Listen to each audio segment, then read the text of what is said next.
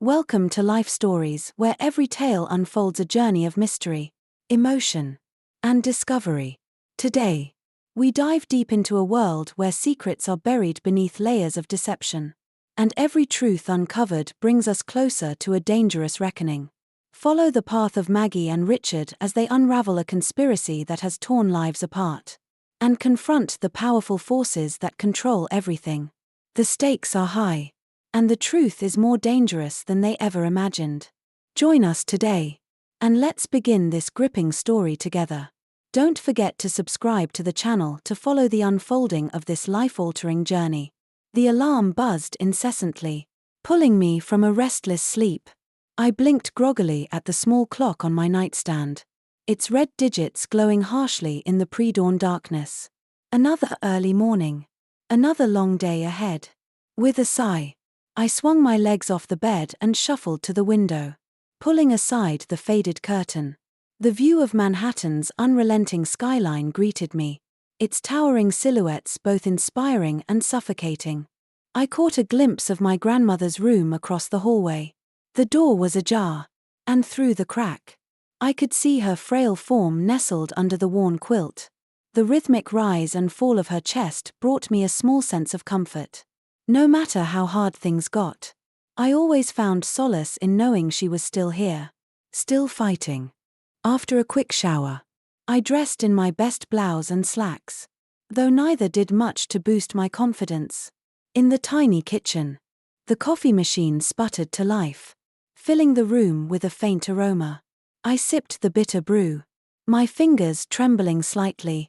Today was important.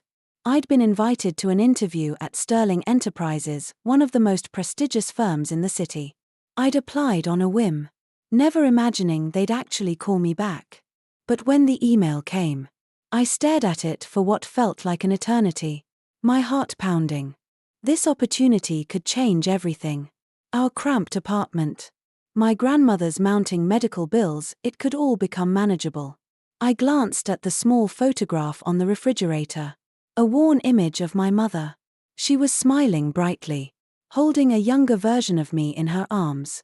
"I hope you're watching over me today, Mom," I whispered, tracing her face in the photo.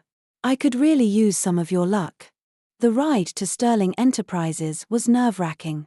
I had never ventured into this part of town before. The streets were lined with polished cars, and the buildings seemed to scrape the heavens. My unease grew as I walked into the grand lobby of the Sterling Tower.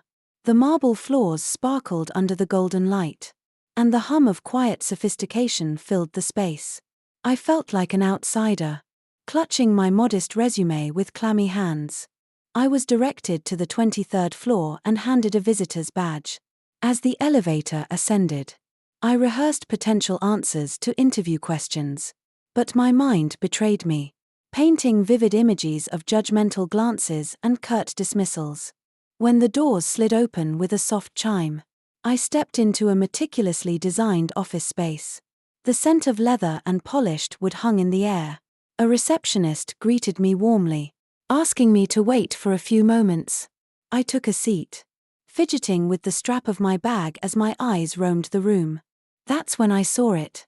A photo in a sleek black frame sat on the corner of a large mahogany desk at the far end of the room. Something about it drew my attention, and I found myself leaning forward, squinting to see more clearly. My breath hitched. The woman in the photograph, it couldn't be. My mother's face smiled back at me from the frame. Even after all these years, I recognized her instantly. That warm smile, those familiar eyes. My heart began to race as a wave of emotions crashed over me: confusion, disbelief, and a flicker of something I hadn't felt in a long time: hope. Before I could process what I was seeing, a door behind the desk opened, and a tall man with salt and pepper hair stepped out. He exuded authority, his tailored suit fitting him perfectly. His piercing blue eyes landed on me, and I recognized him immediately. Richard Sterling, CEO of Sterling Enterprises, a name synonymous with success. "Maggie." "Right," he said, extending a hand as he approached me. I stood quickly, my knees threatening to buckle under me. Yes. I managed. My voice barely above a whisper. Thank you for coming today. His smile was polite, but there was a subtle warmth in his tone. Thank you for the opportunity, Mr. Sterling. I replied, shaking his hand. My palms were damp, and I prayed he didn't notice. Please. Call me Richard, he said, gesturing toward the chair across from his desk. As I took my seat, my eyes flickered back to the photograph. My mind was a whirlwind of questions. But this was an interview. I had to focus. Richard began with the usual inquiries: my background, my experience, my aspirations. I answered as best I could, trying to project confidence. But halfway through the conversation, the atmosphere shifted. Richard's questions became less about my resume and more about my life. Where did you grow up, Maggie? He asked, leaning forward slightly. Mostly here in the city, I said cautiously. I was raised by my grandmother after my mom passed away. He nodded, his expression softening. And your father? I never knew him. I replied, my voice barely audible. My mom never talked about him. Richard was silent for a moment, his gaze distant. Then he took a deep breath, as though bracing himself. That photograph on my desk, he said, nodding toward the picture. The woman in it, her name was Amelia. Wasn't it? My heart stopped. Yes, I said, my voice trembling. That's my mom. How do you know her? His expression shifted, part surprise, part something deeper, something unspoken. He leaned back in his chair, the weight of the moment settling between us. She was someone I loved very much, he said quietly. A long time ago. The world seemed to tilt beneath me. My mother. The man sitting across from me. It didn't make sense. That can't be, I murmured. My mom never mentioned you. She passed away 20 years ago. I know, Richard said, his voice heavy. And not a day goes by that I don't think about her. For a moment, neither of us spoke. The air in the room felt thick, charged with unspoken emotions. I think we need to have a different kind of conversation. Maggie, he said finally, his tone resolute. I nodded, my pulse pounding in my ears. Whatever this was, this connection, this revelation, I knew it was about to change everything I thought I knew about my mother, my family, and myself. And deep down, I felt the first stirrings of something I hadn't dared to feel in years, the possibility of finding answers. I sat there, my mind spinning, unable to focus on the words Richard was saying. His voice seemed distant, as though it were coming from somewhere far away, muffled by the weight of the revelation. The world around me blurred as I tried to make sense of what he had just said. My mother, Amelia, the woman in that photo, had been in love with Richard Sterling? How was that possible? Why hadn't I known this? Richard's words slowly came into focus as he spoke again, his gaze steady but filled with an emotion I couldn't place. I know this must be overwhelming for you, he said, his voice softening, as though trying to ease me into the truth. But there's something you need to understand. I didn't want you to find out this way. I didn't want you to know about my past with your mother. But I owe you the truth. I wanted to speak, to ask him 100 questions. But my throat was tight. My mind clouded with disbelief. My mother had always been a mystery to me. After her death, I'd been left with questions that no one could or would answer. Why had she never spoken about her past? Why hadn't she ever told me about her life before me? About my father? About Richard Sterling? I had spent so many years grieving the mother I had known. But this man in front of me, this Richard Sterling, was a ghost from a past I had never imagined. I wasn't the man I am now, he continued, his voice tinged with regret. I was young, and I made mistakes. But Amelia, she was everything to me. And then she was taken from me, just as I was beginning to understand what it meant to truly love someone. A cold knot formed in my chest. What happened? I managed to ask, my voice barely a whisper. Richard sighed. running a hand through his hair. We were supposed to build a life together. We had plans. We were going to get married, start a family, live the life we had both dreamed of. But then something happened. She disappeared. Without a word. Without a trace. I never understood why. The silence stretched between us. The weight of his words hanging in the air. But what do you mean she disappeared? I asked. My mind racing. Did she leave you? Why? He shook his head slowly. It wasn't like that. She didn't leave me voluntarily. She was taken from me, forced to leave. And I believe it was because of people who didn't want us to be together. I was barely holding on to the thread of the conversation. Forced to leave? Who could have done that? Why would anyone want to keep two people in love apart? Richard's gaze darkened, and I saw a flicker of pain in his eyes. It wasn't just a separation. It was a lie. I got a letter one day, supposedly from Amelia.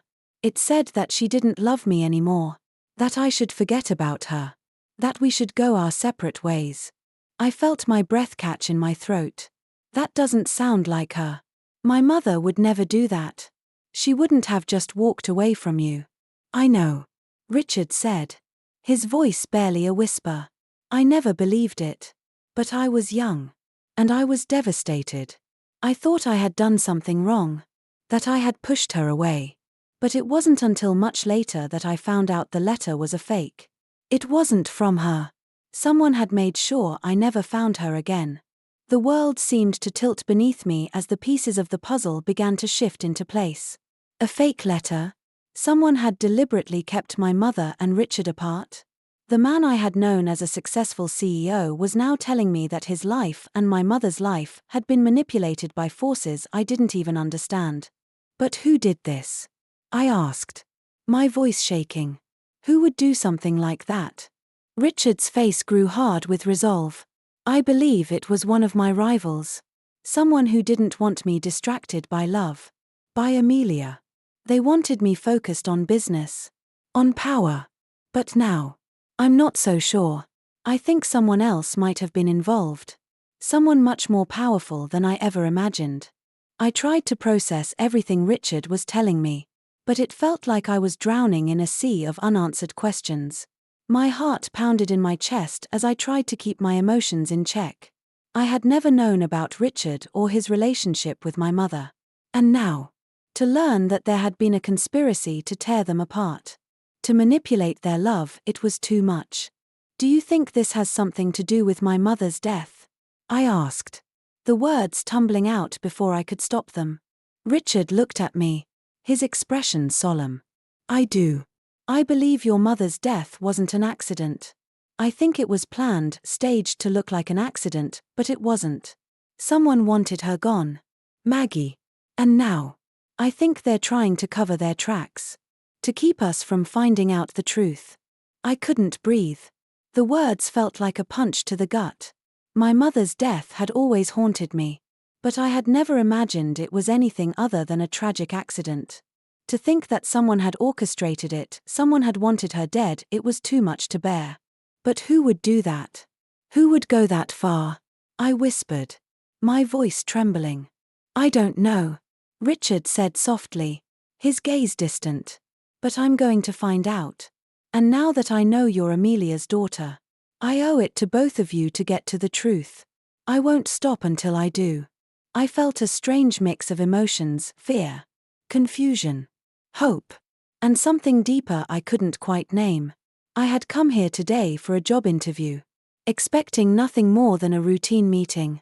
But now, I was sitting across from a man who might be my father, a man who had been in love with my mother and was willing to do whatever it took to find out what happened to her. The ground beneath me felt unstable, as though the very foundation of my life had shifted in an instant. But through the chaos of the moment, one thing became clear: I wasn't going to stop either. If someone had taken my mother from me, if someone had stolen her life, then I was going to find out who they were. I couldn't keep living with these unanswered questions. Let's do it, I said, my voice steady despite the turmoil inside me. Let's find the truth. Together. Richard's eyes softened. And for the first time, I saw a glimmer of relief in his gaze. Together, he repeated, his voice filled with quiet determination. And with that simple promise, everything changed. The days that followed felt like a blur of conversations, revelations, and the sinking realization that my life was no longer what I thought it was. Every moment spent with Richard only added more pieces to the puzzle I hadn't known I was trying to solve.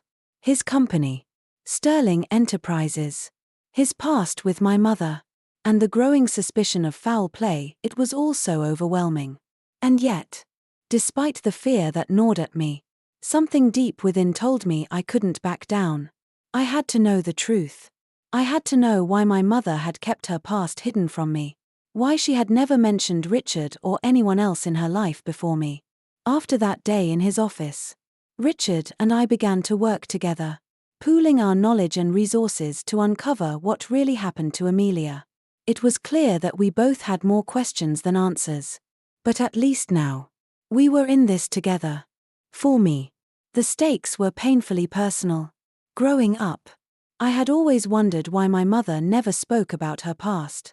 I was only a child when she died, too young to understand the intricacies of her life, too young to grasp the weight of the decisions she had made. But now, I was older, and as I sifted through the fragments of her history, I began to feel like I was uncovering parts of myself too, parts that had been buried beneath years of silence. The realization that my mother had been part of something much bigger than I ever imagined made my skin crawl. It wasn't long before we unearthed a disturbing lead.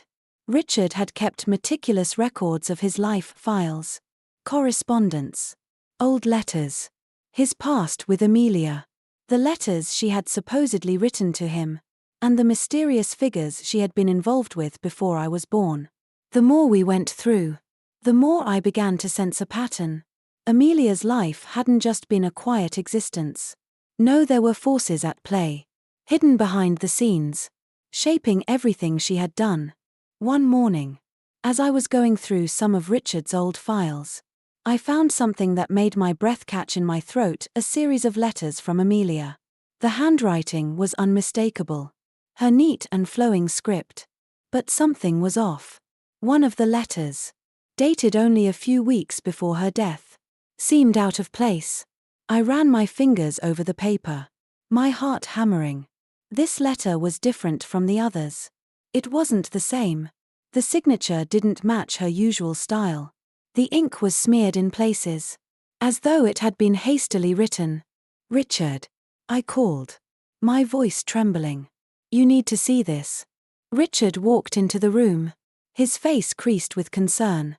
I handed him the letter, watching closely as his brow furrowed in confusion. "It doesn't match her usual handwriting," I said, my voice barely a whisper. This doesn't feel like something she would write. It's like someone else was trying to forge it." Richard took the letter from me, his fingers tracing over the familiar handwriting. His face grew pale as he read the lines. "I never noticed this before," he muttered, his voice low and strained. "It doesn't look like her signature at all. This is a forgery. Maggie. Someone made sure she wrote this, someone wanted to send me a message. And it wasn't from her."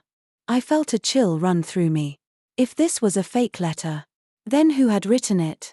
And why? Why would someone go to such lengths to deceive Richard and Amelia? More importantly, why hadn't I ever been told about this? "There's more," Richard said, pulling me from my thoughts. He opened the folder in front of him and pulled out a set of old, yellowed papers, financial records, transaction statements, things I couldn't make sense of at first. But as he began to explain the documents to me, the gravity of what we were uncovering hit me with full force. These records, they show transactions from the time Amelia was involved with me, Richard explained, his voice steady but with a hint of disbelief. They aren't just business deals. These transactions are tied to someone else. Someone we didn't know about. Payments for information. Payments to silence people. Payments to keep things quiet. My stomach dropped as the pieces began to fall into place. "Do you think it's connected to her death?" "I do," Richard said, his face hardening with resolve. I think she was forced to leave me. And I think someone was paying to keep her away. Whoever was behind this had a hold on her, on us. They didn't want us to be together. And they didn't want her to tell me the truth. A flood of emotions surged through me: anger, fear, and a deep sense of betrayal. I had always believed that my mother's death was a tragic accident. Nothing more. But now I was beginning to see it wasn't an accident. It was deliberate. A calculated move by people who had the power to control others and keep them from revealing the truth. We need to find out who did this, I said, my voice trembling with determination. Richard nodded. We will. But we need to dig deeper. We can't stop now. There's too much at stake. Maggie. Too many lives have been affected by this. As the days went by, our investigation intensified. We reached out to old contacts. People Richard had known during his early career: business partners, associates, anyone who might have known something. Each lead felt like a dead end. But we couldn't stop. I couldn't stop. My mother's life, her secrets, were calling to me. I needed to understand why she had been silenced. But there were moments when the weight of it all became too much to bear. I found myself looking at the old photograph of Amelia on Richard's desk, my eyes tracing her smile. She had always seemed so full of life in those pictures. How could anyone have done this to her? How could anyone have taken her away from me? I didn't know her the way you did, I said one night, as we sat in Richard's office, surrounded by papers and records. But I know she loved me. I know she wanted to protect me. She never wanted me to know about this. Did she? Richard's eyes softened, a mix of sympathy and sorrow in his gaze. No, she didn't. She was trying to protect you from this world, from the truth. But now, it's all catching up with us. We can't change the past, Maggie, but we can fight for the truth. We owe it to her. And we owe it to you. I took a deep breath, feeling the weight of his words settle into my chest. I didn't know where this journey would lead us. But one thing was certain: I couldn't turn back now. The days that followed felt like we were stumbling through a fog. Every piece of information we uncovered only raised more questions. But it was clear we were digging deeper into a world that no one should have to know.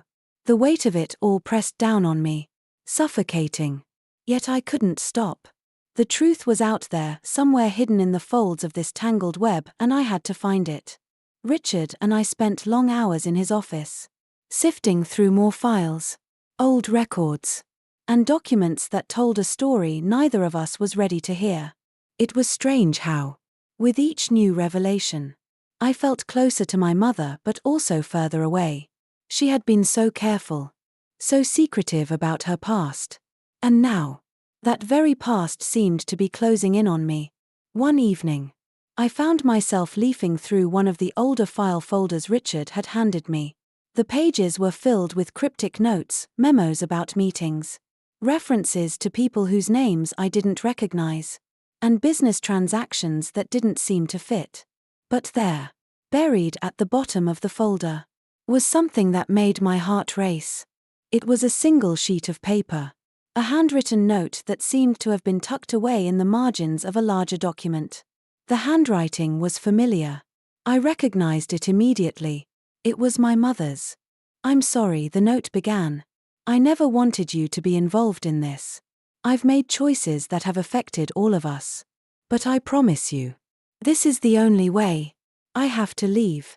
For your safety. For all our safety. I'll always love you." I felt a lump form in my throat as I read those words. What had she been involved in? What choices had she made that had forced her to leave, not just Richard, but me as well? My mind raced, each question spinning out of control. I couldn't understand why she had never mentioned any of this. Had she been afraid? Had she been keeping secrets to protect me? Or had she been trying to protect herself? "Richard," I whispered, calling him over. "Look at this." He leaned over my shoulder, his eyes scanning the note. His expression darkened, and I could feel the weight of his thoughts bearing down on him. He had always been so composed, so controlled. But this was different. This was personal. She never wanted to get you involved. Maggie, Richard said quietly, his voice thick with emotion. She was trying to protect you. Just like she tried to protect me. I swallowed hard. The weight of his words sinking into my chest. I had never realized how much my mother had kept from me. How much she had tried to shield me from the world she had been part of. But she didn't succeed. Did she? I said. My voice steady despite the turmoil inside me. If she had known what was coming, would she have stayed? Richard didn't answer right away. He stood there for a moment. His gaze fixed on the note. Then, he turned away and began pacing the room. His hands running through his hair. I don't know, he said finally. His voice heavy with regret. I wish I had known. I wish I could have protected her. But we were both caught in something much bigger than either of us. And now, he trailed off. His words hanging in the air. And now we have to find out who did this. I finished for him. The clarity of my resolve washing over me. Richard nodded. His expression grim. Yes.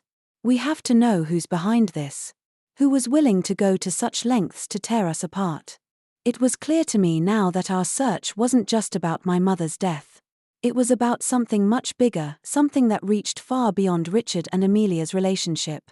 Whoever had orchestrated her disappearance, whoever had manipulated her life, had been working in the shadows for far too long, and I was beginning to believe that they hadn't just been after Amelia. No, they had been after something else entirely.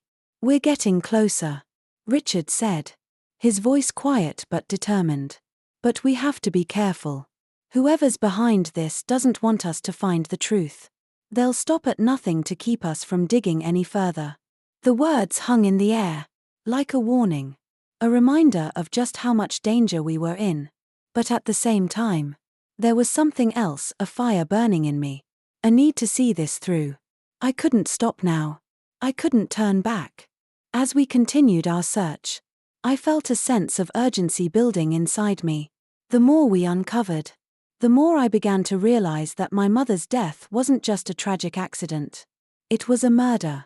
A carefully orchestrated act meant to silence her. To keep her from revealing the truth. The files Richard had kept for years, old correspondence, financial records, letters, told a chilling story. And it wasn't just the records themselves that were disturbing. It was the connections. The names that appeared repeatedly. Some of them I recognized from the few things my mother had told me about her life. But others were unfamiliar. And the more I read, the more I realized that this wasn't just about business. It was about power, control, and something far more sinister. We need to keep pushing forward, Richard said one night, his voice resolute as he stared down at the files. These records are just the beginning. We have to follow every lead. Even if it takes us to the darkest corners of this city. I nodded.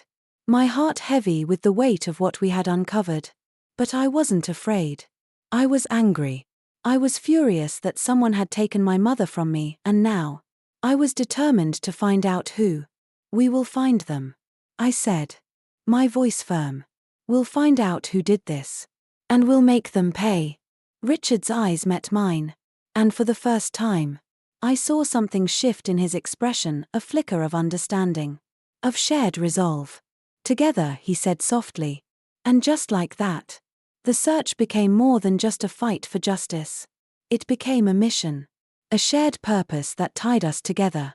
No matter the cost. We had come too far to stop now.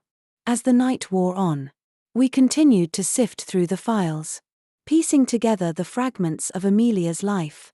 Each new detail felt like a step closer to the truth. But it also felt like we were walking on a razor's edge. The closer we got, the more dangerous it became. But we couldn't stop. We couldn't afford to. For my mother. For Richard. And for the truth. The air in Richard's office felt thick with anticipation. The files lay open before us. A chaotic mess of papers, photographs, and records. Each document contained another piece of the puzzle. But the picture was still incomplete. We were getting closer. But every step forward felt like we were being watched. Our every move scrutinized by unseen eyes. Richard sat across from me, his brow furrowed in concentration as he flipped through yet another file. His fingers brushing over the names of people who had been involved in my mother's life, people I had never heard of, but whose lives had been intertwined with hers in ways I couldn't yet comprehend. I've been going over this for hours. Maggie, Richard said, his voice strained with exhaustion. There's something missing. Something big. But I can't see it. It's like there's a piece of the puzzle that's just out of reach. I nodded in agreement, feeling the weight of the same frustration. It was clear that we were dealing with something much larger than we had initially thought, something far beyond Richard's business rivals or any simple conspiracy. Whoever was behind my mother's death, whoever had orchestrated her disappearance, was hiding in the shadows. And we had to find them. I know we're close, I said, my voice steady despite the unease that gnawed at me. We just need to keep digging. We can't stop now. Richard didn't respond immediately. Instead, he reached for a thick folder that had been tucked away in the corner of his desk. He opened it, revealing a set of surveillance photos, each one showing my mother in different places, at different times. Some were taken years ago, while others were more recent, dating back to just before her death. There were notes scrawled on the back of some of the photos. Names and numbers, some familiar, some unfamiliar. This, Richard said, tapping one of the photos. This is where things start to get interesting. I leaned in, my heart skipping a beat as I looked at the photograph. It was taken in a dimly lit restaurant. My mother sitting at a table with a man I didn't recognize. The man's face was partially obscured, but his posture was confident, almost arrogant. I felt a shiver run down my spine. Who is that? I asked, my voice barely a whisper. Richard's eyes narrowed as he stared at the photo. That's Malcolm Reeves, he said. A business associate of mine. We've worked together in the past. But this, he trailed off, a look of disbelief crossing his face. This doesn't make sense. I don't know why Amelia would have been meeting with him. I stared at the photo again, the weight of Richard's words sinking in. Malcolm Reeves was someone I had heard of before, but I had never known much about him. He had always been a shadowy figure in the business world, someone who operated behind the scenes, pulling strings without ever revealing his true intentions. We need to find out more about him, I said, feeling a sense of urgency rise within me. He's involved in this. I'm sure of it. Richard nodded. I agree. But we need to be careful. Malcolm is well connected. If he's been involved in this, then he's not acting alone. We spent the next few days trying to track down more information on Malcolm. We spoke to former colleagues, business partners, anyone who might have known something about his dealings. But each lead felt like it was leading us in circles. No one seemed willing to talk, and those who did speak were either too scared or too complicit to offer anything useful. Then, one evening, as I was sitting alone in Richard's office, going through some old newspaper clippings, I found something that made my heart race. It was a short article, barely a paragraph long, buried deep in the archives. The headline read, "Mysterious Death of a Businessman, Suspected Ties to Organized Crime." The article detailed the death of a man named Gregory Foster, a businessman who had been found dead under suspicious circumstances just a few months before my mother's own death. I reread the article several times, my mind racing as I made connections I had never thought of before. Foster's name had appeared in the files we had gone through earlier, and he was connected to both Richard and Malcolm. The article mentioned that Foster had been involved in a number of shady deals and had ties to organized crime. Could this be the link we had been missing? I called Richard immediately, my voice trembling with excitement as I shared my discovery. Gregory Foster, I said. He's the key. He's connected to Malcolm, and I stopped myself, my mind suddenly jumping to a darker realization. Could Foster have been involved in my mother's death?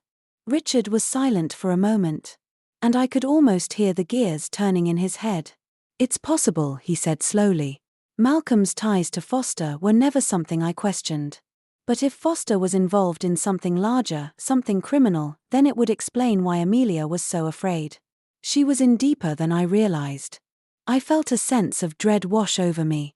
If Foster was connected to Malcolm, and Malcolm was involved in my mother's death, then the web we were unraveling stretched far beyond anything we had imagined. This wasn't just a personal vendetta. This was organized, calculated, and cold. "We need to get to the bottom of this," I said, my voice firm with determination. "If Malcolm's involved, then he's just a piece of the puzzle. Someone else is pulling the strings. Someone bigger." Richard's expression darkened, and I saw the storm brewing behind his eyes. "I know who that someone is," he said quietly. "It's the director. The one who's been running everything from behind the scenes. The one who's been pulling the strings all along." I felt my breath catch in my throat. The director. The name had been whispered by people who knew more than they were willing to admit. A shadowy figure who operated in the background. His true identity unknown. But now, it seemed that the director was the key to everything. "We need to find him," I said, my voice filled with a mix of fear and resolve. "No matter what it takes." Richard nodded, his jaw set. "We will. But we have to be careful. Whoever the director is, he's dangerous. And he won't hesitate to make us disappear if we get too close." I felt a rush of adrenaline as the realization set in. This was no longer just about finding answers. It was about survival. The stakes had never been higher. But as the weight of that realization settled in, another thought took root in my mind. My mother's death had been planned. Executed by people who thought they could get away with it. But I wasn't going to let them. I wasn't going to stop until I uncovered the truth and made sure that those responsible paid the price. Richard looked at me, his eyes filled with determination. "We're in this together, Maggie," he said. "We'll find the director. And when we do, we'll bring him down. Together." For the first time, I felt like I wasn't alone in this fight. And that made all the difference. The days were passing in a blur, each one melding into the next. Each moment fraught with the tension of what we were uncovering. The deeper we dug into the web of lies and deceit surrounding my mother's life, the more dangerous it became. Richard and I had both known that uncovering the truth wouldn't be easy, but we hadn't anticipated just how far the reach of this conspiracy extended or how many people would be willing to protect it. We had found the name of the director, the shadowy figure behind the conspiracy that had torn Richard and my mother apart. But getting closer to him was proving to be a perilous task. Every lead seemed to be a trap. Every person we spoke to seemed to be in on the secret, unwilling to break their silence. And now, after weeks of investigation, we were closer than ever to exposing everything, but the danger was also at its peak. "Tomorrow, we meet with Malcolm," Richard said one evening, his voice tense with uncertainty. "We can't keep avoiding him. If we're going to get answers, we have to confront him." Malcolm Reeves, the man who had played a role in keeping Richard and Amelia apart all those years ago, had once been a trusted ally. But now, he was nothing more than a piece in a much larger game, one that we were still trying to understand. We had tracked him down to a small office building in the outskirts of the city. Richard had warned me time and time again that he wasn't sure if Malcolm would be cooperative. But I could feel it deep in my bones. He knew more than he was letting on. And it was time to make him talk. I sat in the passenger seat of Richard's car, my mind a whirlwind of questions. The closer we got to the building, the more my anxiety spiked. I knew the risks. I knew that confronting Malcolm meant digging deeper into a world that was dangerous. A world where betrayal and deceit had no bounds. But I couldn't back down now. I had come too far. Richard glanced over at me, his jaw tight, his eyes sharp with determination. "Whatever happens, Maggie, we have to be prepared for anything. We don't know what's going to happen when we get there." "I'm ready," I replied. though my voice didn't feel as steady as I wanted it to. The weight of the unknown loomed over me, and yet there was something else stirring within me, a desire to finally uncover the truth. No matter the cost. When we arrived at the office building, the tension in the air was palpable. I could feel the pressure of the situation pressing down on me, every step feeling like it carried us closer to something we couldn't undo. Richard led the way, his posture straight, his demeanor all business. We were here for answers, and we wouldn't leave until we had them. We made our way through the building, up a flight of stairs, and down a narrow hallway that ended at a door marked with a simple brass plate, Malcolm Reeves. Richard knocked twice before entering, and I followed closely behind. Malcolm looked up as we entered, his expression one of surprise, though there was a hint of wariness in his eyes. He had always been a man of few words, and that hadn't changed. His office was sparsely decorated, a far cry from the luxury I had come to associate with people like Richard and those who operated in the business world. The room felt cold, impersonal, just like the man who sat behind the desk. "Maggie." "Richard," Malcolm said, his voice steady but guarded. "What brings you here? I thought we'd settled everything a long time ago." "Did we?" Richard's voice was low, controlled. He didn't waste any time with pleasantries. "You know why we're here. We need answers. Malcolm, you've been hiding something from us, and it's time for you to stop lying." Malcolm's face hardened at the accusation, but he didn't seem entirely surprised. He knew this day would come. I realized. He had known that eventually, someone would force him to confront the truth. The question was, how far was he willing to go to protect it? "I've told you everything I know," Malcolm said, his voice tight, though he didn't meet Richard's gaze. "I've played my part, and that's all there is to it." "That's not good enough," Richard shot back. "You were involved in something bigger than either of us realized. You knew about the letter, about Amelia's disappearance, and now we know about the connection to Foster's death. You've been part of a much larger scheme. Malcolm, who else is involved? Who else is pulling the strings?" Malcolm hesitated, and I could see the wheels turning in his head. He was weighing his options, considering whether to protect himself or finally come clean. I could almost hear the struggle within him. "There's nothing more to say," he said, his voice wavering slightly. "I was just following orders. I never wanted anyone to get hurt. I never knew things would turn out this way." I felt my blood run cold. "Who gave the orders?" "Malcolm?" I asked, my voice sharp. "Who is behind all of this? Who made the decision to destroy my mother's life?" He looked at me for a long moment, his eyes filled with guilt, and then he spoke, his voice barely audible. "I don't know his real name. I only ever knew him as Gray." My breath caught in my throat. Gray. The name had been mentioned before, a shadowy figure who seemed to lurk behind every terrible thing that had happened to Richard and my mother. Malcolm continued. "Gray, he's not just a man. He's a network. An organization of people who handle things quietly, efficiently. If you try to dig into this, they'll come after you. They don't leave loose ends." "Who else is involved?" I pressed, my voice urgent. "Tell us everything you know. Malcolm. We can protect you. But only if you help us." Malcolm sighed, running a hand over his face. "I don't know. I never met anyone else directly. The people I worked with were always intermediaries. But there's a man. Someone I heard about in passing. They call him the director. He's the one who runs the whole operation. The one who makes the decisions. He's untouchable. No one gets close to him. Not unless he wants you to." I felt the walls close in around me. The director. The one behind everything. The name alone sent chills down my spine. But it also gave me the clarity I needed. This was the person who had manipulated my mother's life. The one who had orchestrated her death. And the one who was still out there, pulling the strings.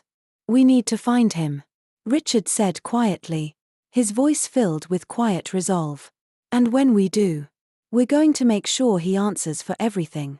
But even as he spoke those words, the reality of what we were up against settled in. We weren't just up against one man. We were up against an entire network. A powerful organization with the means and resources to destroy us if we weren't careful. This wasn't just a fight for justice, it was a fight for survival. Suddenly, the door behind us opened with a sharp creak, and two men stepped into the room. They were tall, broad-shouldered, with hard expressions that sent a wave of panic through me. I knew, without a doubt, that this wasn't a coincidence. "We're done here," one of the men said, his voice low and menacing. Richard's hand instinctively moved to his side. But before he could react, the second man stepped forward, blocking our path. Malcolm looked at the door, his face a mask of fear. "You need to leave," he said, his voice trembling. "Now." But it was too late. The men were already closing in, and I realized, with a sinking feeling, that we had walked straight into a trap. "Get out of here. Now," Malcolm urged, his voice strained. "They'll kill you." Richard and I exchanged a brief, silent glance, and without another word, we turned and bolted for the door. The room was no longer safe. Our only option was to run. We didn't stop to look back. We couldn't afford to. We ran without looking back. The sound of our hurried footsteps echoed in the hallway as we pushed past the startled receptionist. Neither of us daring to stop for a second. The men Malcolm had warned us about were on our heels, and their presence was a grim reminder that we were not only digging into a dark past but also stepping into a deadly present. "Richard," I gasped as we reached the stairs, barely keeping up with his long strides. "What do we do now? They're coming for us." He didn't answer immediately, his expression a mix of resolve and fear. "We can't stop," he said, voice low and urgent. "If we're going to survive this, we need to stay ahead. Keep moving." The door to the building's exit was just ahead, but it felt as if we were running through an endless tunnel, each step taking us further away from safety and deeper into the unknown. My heart was pounding, the adrenaline flooding my system, making it hard to think clearly. We burst through the door, finally out into the cold night air. But the danger was far from over. The alleyway was deserted, but the street beyond was bustling with late-night traffic. Richard yanked me toward an old, beat-up car parked at the curb. "Get in," he ordered, his voice strained as he threw open the door. "We'll lose them in the city. Trust me." Without thinking twice, I jumped in. The engine roared to life, and Richard sped down the narrow street, weaving through traffic with a skill that left me breathless. I looked back through the rearview mirror but saw nothing. Had they given up? Or were they still coming after us? "What now?" I asked, trying to catch my breath. "We lay low for a while," Richard replied, his grip tight on the wheel. "We're not going to let them intimidate us. But we need to keep moving. The more we stay in one place, the more vulnerable we become." I nodded. But inside, my mind was racing. What had we learned from our encounter with Malcolm? He had given us the most important piece of the puzzle yet, the director. The name that had always been a whispered rumor. A shadowy figure who controlled everything from the dark corners of the business world to the underworld's most dangerous dealings. The director was the puppet master, pulling the strings. And now, we knew that we were no longer just dealing with petty business rivals or accidental deaths. We were up against an entire organization. A well-oiled machine that had been operating in the shadows for years. "We need to find the director," Richard said, breaking through my thoughts. "That's the only way we'll get answers. That's the only way we'll be able to stop this." The words hung in the air between us, heavy with the weight of their implications. I had never imagined that uncovering the truth about my mother's death would lead to this chasing down a faceless, powerful individual who could make us disappear without a trace. "You know this is dangerous, right?" I said, my voice trembling slightly as I processed everything. "If he's as powerful as you say, we might not get the chance to confront him." He'll do whatever it takes to stop us. Richard's face hardened. I know. But I won't back down. Not now. Not after everything we've learned. And neither should you. I swallowed, feeling the weight of his words. It was clear now that this wasn't just about finding answers, it was about facing a darkness we had never expected. We had stepped into a war. One we couldn't easily escape from. I'm with you, I said. My voice steady despite the fear that gripped my chest. We can't stop now. We have to find him. We have to make sure he pays for what he's done. Richard glanced at me, his expression softening for a brief moment. I'm glad you're with me, Maggie. We'll figure this out together. But we have to stay focused. We can't let them catch us. We drove through the streets for what felt like hours. The city lights flashing by in a blur. We didn't stop for food or gas. And we didn't take any unnecessary risks. We were moving at the edge of a precipice. And I could feel it. The danger was everywhere. And there was no telling who we could trust. Finally, after what seemed like an eternity, we pulled into an empty parking lot behind an old warehouse. The place was dark, abandoned looking, but there was a sense of stillness that told me no one had been here in a long time. Why here? I asked as Richard parked the car and turned off the engine. This is the place, Richard said, his voice tight with anticipation. This is where we'll find him.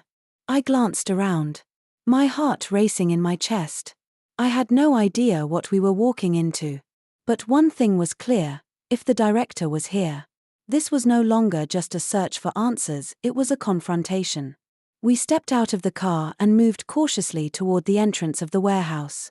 The large metal doors were locked. But Richard had prepared for this. He pulled a small set of tools from his jacket pocket and began to work on the lock. His movements quick and efficient.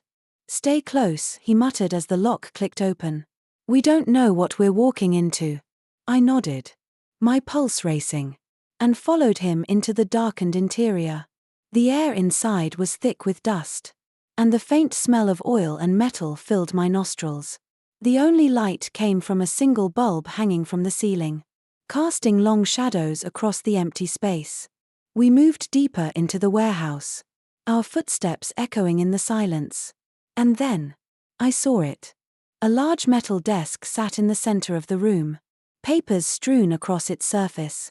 Behind it, a figure emerged from the shadows, his face obscured by the dim light. He was tall, his posture commanding, and the aura of authority he carried with him made my skin crawl. You've been looking for me, the man said, his voice cold and calculating. I froze. This was it. This was the director. The moment we had feared, the moment we had been preparing for, had arrived. I've been expecting you, the director continued, his voice carrying an almost eerie calm. But you've come too late. The moment the director spoke, I felt a chill run down my spine. There he was. The person who had orchestrated everything, the man who had torn my life apart, who had manipulated my mother, and who had now forced me into this deadly game. I could barely make out his features in the dim light. But the weight of his presence in the room was undeniable. His words were laced with power, as though he held the very threads of fate in his hands. I've been expecting you, the director continued, his voice smooth, calculated. But you've come too late. Richard and I stood frozen for a moment, the tension thick in the air. My heart was pounding in my chest, and my thoughts were racing. But I forced myself to focus. I had come this far, and I wasn't about to back down now. I wasn't going to let this man intimidate me, not after everything we had uncovered. The director's face remained in shadow, but I could sense the malicious smile that tugged at the corner of his lips. It was a smile that promised danger. The danger we were already knee-deep in. And yet, despite the fear that gnawed at my insides, I felt something else rise within me, anger. This was personal. This man had ruined my mother's life. He had taken her from me, and now he was going to answer for it. You've been pulling the strings for far too long, I said, my voice steady despite the adrenaline coursing through me. You've taken everything from me, from Richard. From my mother. And I'm not leaving here without answers. The director chuckled softly. A low, unsettling sound. Answers. You think you deserve answers? You're just a pawn in this game. Maggie. You always were. Just like your mother. His words stung. But I refused to let them break me. I had heard enough of this man's manipulations. He wasn't going to control me anymore. He wasn't going to get away with what he had done. I don't know what kind of game you think this is, Richard said, his voice hardening with each word. But I'm done playing by your rules. Whatever you've been hiding, we're going to expose it. And if you think you can stop us now, you're wrong. The director's eyes flickered in the dim light. And for a brief moment, I saw a flash of something, a hint of unease. But it was gone as quickly as it had appeared. Replaced by that same cold, calculating expression. You don't understand. Do you? The director said. His voice cold. Almost pitying. This isn't a game. This is survival. You think you can just walk in here, demand answers, and walk out unscathed? No. You've crossed a line. And now you'll pay the price. My pulse quickened. I could feel the threat in his words. The danger that loomed over us. But I couldn't let fear control me. Not now. Not after everything we had fought for. You're wrong, I said. My voice stronger now. You're not going to make me afraid. You've already taken everything from me, my mother. My past. But you're not going to take my future. We're going to stop you. The director leaned back in his chair. His hands steepled together in front of him. As if he were considering my words carefully. The silence between us stretched on. Thick and heavy. Before he spoke again. You think you're the first to challenge me, he said softly. His voice dripping with contempt. You think you're the first to try and tear down the empire I've built. You're nothing. Just a small, insignificant part of a much larger machine. Richard took a step forward. His eyes narrowing. You're not untouchable. You've made a lot of enemies. And we're going to make sure you face the consequences of your actions. If you think you can just hide in the shadows forever, you're mistaken. The director's smile faded. Replaced by an icy, unreadable expression. He stood slowly. His tall figure looming over us. You're playing a dangerous game, Richard. But I'll give you one chance. Walk away. Stop digging into things you don't understand. Leave now. And I'll let you live. Keep pushing. And I'll make sure you regret it. His words were a thinly veiled threat. But I could see through the bluff. He wasn't as confident as he wanted us to believe. The director was afraid. He was trying to control the narrative. To make us feel powerless. But he didn't realize something. Richard and I had already come too far. We were already in this fight. Whether we wanted to be or not. You're not going to scare us, I said. Standing taller. My voice unwavering. You've already taken everything from my mother. But you're not going to take us down. Not today. The director's eyes flashed with anger. But there was something else there. Too, something I couldn't quite place. Fear. Or maybe it was frustration. He had underestimated us. You're right, he said after a long pause. His voice suddenly soft. Almost as if he had resigned himself to something. You've come too far. And I suppose I can't stop you now. But know this. Maggie. Richard, you've just stepped into a world you can't understand. There are forces at play here that are far bigger than you. I didn't flinch at his words. We don't need to understand. We just need to stop you. The director's expression remained unreadable. But there was no mistaking the weight of his presence.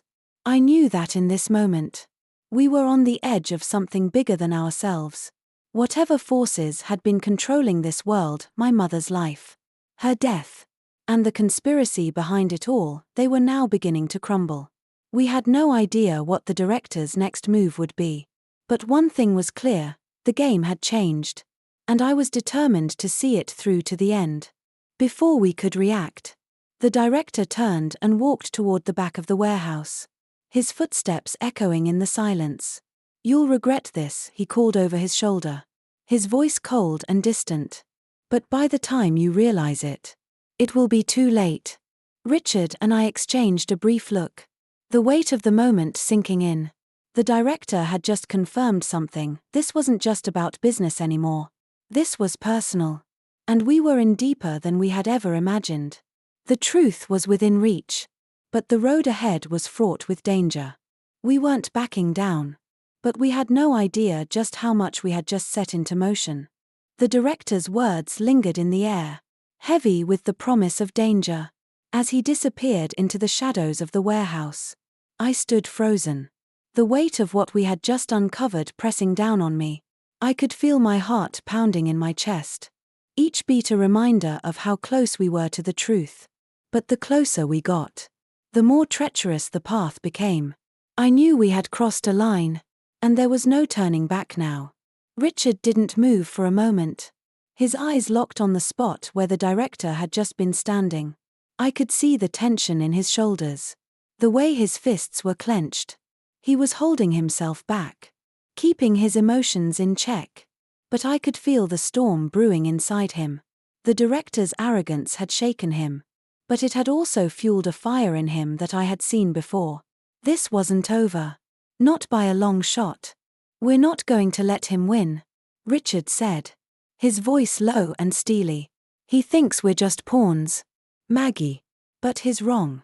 We're going to bring this down, piece by piece, no matter how much it costs." I nodded, my own resolve hardening in response to his words. I wasn't going to back down either. We had come too far to stop now. The director may have tried to intimidate us, but he had underestimated our determination. "We need to find a way to get to him," I said, my voice steady despite the fear that still pulsed beneath the surface.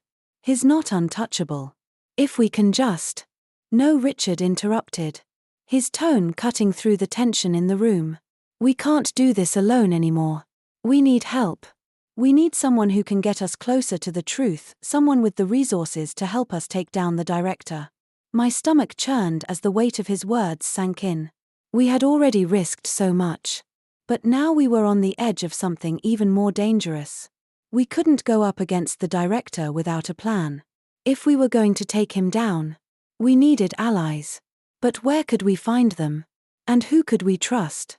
"I know someone," Richard said, his voice quieter now, as though he were weighing his words carefully. "Someone who might be able to help us. But getting to him won't be easy. It's risky. And I can't guarantee his loyalty." "Who is it?" I asked, my curiosity piqued despite the danger that lurked around every corner. Richard hesitated, his gaze flickering with uncertainty. "His name is Victor. Not someone I've worked with directly, but I know of him. He's well connected in the city, and he has a network of people who could help us find the director. But the thing is, Victor is as dangerous as the people we're up against. He operates in the same circles, but his loyalty is for sale. We'll need to approach him carefully." The thought of dealing with someone as unpredictable and dangerous as Victor sent a jolt of fear through me. But I knew that we had no other choice. If we were going to bring the director down, we had to take risks. "Let's do it," I said, my voice unwavering. "We have to try. Whatever it takes." Richard nodded, though I could see the tension still coiling in his body. He knew, as well as I did, that this next step could be our undoing. But we had come too far to stop now. We had uncovered pieces of a conspiracy that had been years in the making. And the director was the key to unraveling it all. If we wanted the truth, we had to find him. And if we wanted to stop him, we had to be willing to face whatever came next. We made our way out of the warehouse, the quiet hum of the city's nightlife filling the air. I could feel the weight of the world on my shoulders. But I was determined. The closer we got to the director, the more I realized just how much I was willing to risk. "We'll find him, Maggie," Richard said as we climbed into the car. "We're closer than ever. We just need to stay focused. And we need to be prepared for anything." I nodded, my mind spinning with 1,000 questions. What would we uncover next? What was Victor really capable of? And most importantly, what was the director hiding? The road ahead was uncertain. But one thing was clear: the closer we got to the truth, the more dangerous it became. The director was powerful. He had built an empire, a network that reached into every corner of the city. But we weren't going to stop. We couldn't. "I'm ready," I said, more to myself than to Richard. "Let's do this." The hours that followed were a blur. Richard reached out to Victor, setting up a meeting at a small cafe on the outskirts of the city. It was a quiet, inconspicuous place, perfect for conducting business that couldn't afford to be seen. As we arrived, the weight of what was at stake pressed on me with every step. This was our chance. Our chance to find the director and expose the truth. The cafe was empty except for a few scattered patrons, their conversations barely audible over the hum of the espresso machine. Victor sat at a corner booth, his eyes scanning the room as we approached. He was tall, broad-shouldered, with a calculating look in his eyes that immediately put me on edge. This was a man who could destroy lives without a second thought. But we needed him. "Victor." Richard greeted him, his tone neutral. But I could hear the underlying tension in his voice. Victor didn't smile. He simply nodded, his gaze flicking briefly to me before returning to Richard. "I hear you've been asking about me," he said, his voice low and rough. "I'm not sure if that's a good idea. But you're here. So, what do you want?" Richard didn't hesitate. "We need your help. We're after someone. Someone powerful. Someone who's been hiding in the shadows, pulling strings behind the scenes. We need to find the director." Victor's expression didn't change, but there was something in his eyes, a flicker of recognition.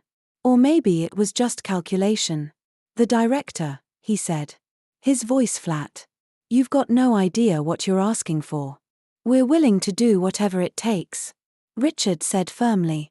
"We just need to find him." Victor leaned back in his seat, studying us for a long moment before speaking again. "I can help you find him," he said slowly, his voice tinged with caution. "But you need to understand something: this is bigger than you think. The director doesn't just run a network. He controls the city. And anyone who goes up against him doesn't come out the other side." Richard and I exchanged a look, the gravity of the situation weighing heavily on us. We had already come too far to back down now. "Then let's finish this," I said, my voice steady.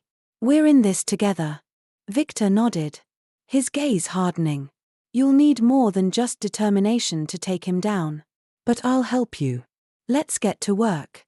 And just like that, we were on the precipice of something much bigger than we had imagined. The director was no longer just a shadowy figure in the distance. He was within our reach. And we were ready to confront him, no matter the cost. The stakes had never been higher. And neither of us was ready to back down. "Not now. Not ever." Victor's warning lingered in my mind like a shadow as we sat in the cafe, the air thick with unspoken tension. The director wasn't just a man, he was an empire. A network of control that spanned every corner of the city. He was the puppet master. And the strings he pulled reached deep into the underworld. We had come this far. But now, we were stepping into a territory that we couldn't fully comprehend. And as we left the cafe, Victor's words played over and over in my head: "Anyone who goes up against him doesn't come out the other side." "Do you think he's telling the truth?" I asked, my voice quieter than I intended as I glanced at Richard. Richard was silent for a long moment, his face unreadable. He had been part of this world for years. And I knew he had seen things, dark things, that had left their mark on him. But now, it wasn't just about business anymore. It was personal. The director had taken everything from us. And we weren't going to let him get away with it. "He's not wrong," Richard said, his voice low and measured.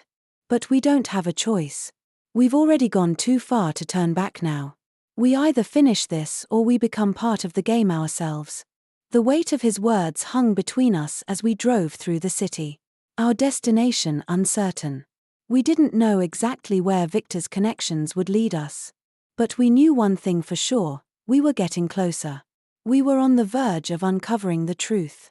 And with each step, the danger was escalating. I could feel it in the pit of my stomach, the sense that something big was about to happen. Something that could change everything. The city seemed to close in around us as we reached an industrial district on the outskirts. The streets were dark, almost deserted, save for the occasional flicker of a street lamp casting long shadows across the cracked pavement.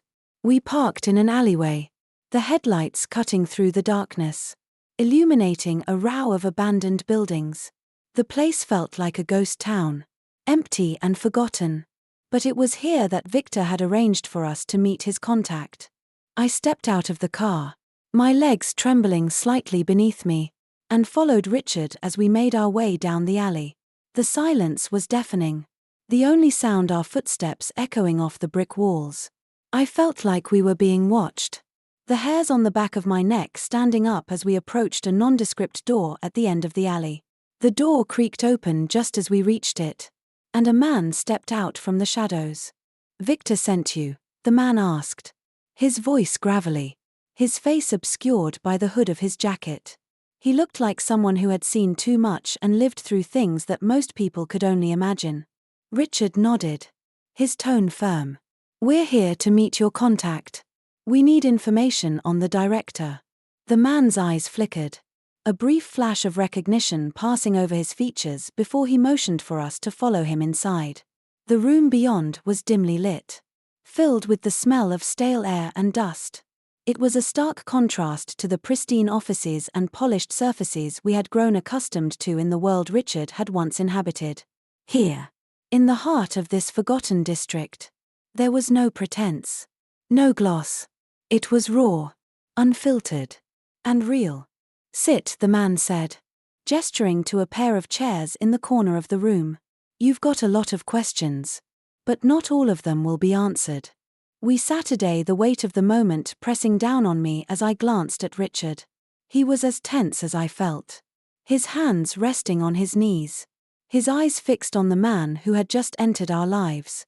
For a moment, there was a heavy silence, the kind that only exists when you know something big is about to unfold. "Victor told us you might be able to help us find the director," Richard said, his voice steady. "We need to know where he is. We need to bring him down." The man across from us studied Richard for a long moment, then nodded slowly. "I can help," he said, his voice low. "But this isn't something you walk away from. You go after the director. And you're in this for life. There's no turning back." I leaned forward, my heart racing as I realized the full gravity of the situation. There was no going back now. The director wasn't just some powerful figure who could be toppled with a few strategic moves. He was a force, a web of connections and power that spanned far beyond anything we had imagined. And he wasn't going to let us take him down without a fight. "What do you know about him?" I asked, my voice shaking slightly with the weight of the question. "Where can we find him?" The man reached into his jacket pocket and pulled out a small folder. He slid it across the table, his eyes never leaving ours. "This is what I know," he said. "It's not much, but it's enough to get you started." Richard opened the folder, his expression darkening as he scanned the documents inside. There were photographs, maps, and notes, details about the director's operations, his known associates, and the network he had built over the years. But the most important detail was a single name, written in bold letters at the top of one of the pages: the director's estate. "The director lives in a compound on the outskirts of the city," the man said, his voice quiet. "It's heavily guarded, and only a handful of people know how to get in. But if you're serious about this, you'll need to find a way inside. And once you do, you'll have a chance to take him down." I could feel the blood draining from my face. The estate was a fortress, a place that had been designed to keep people out, people like us. But there was no turning back now. If this was the director's last hiding place, then this was where we would confront him. This was where it would all end. "We have to go there," Richard said, his voice resolute. "We can't let him slip away again. This is our chance." I nodded, though my heart was racing. The road ahead was fraught with danger, and we had no idea what we would face when we reached the estate. But we had no other choice. The director had played his hand, and now it was our turn. We were going to find him, and we were going to make sure that he could never hurt anyone again.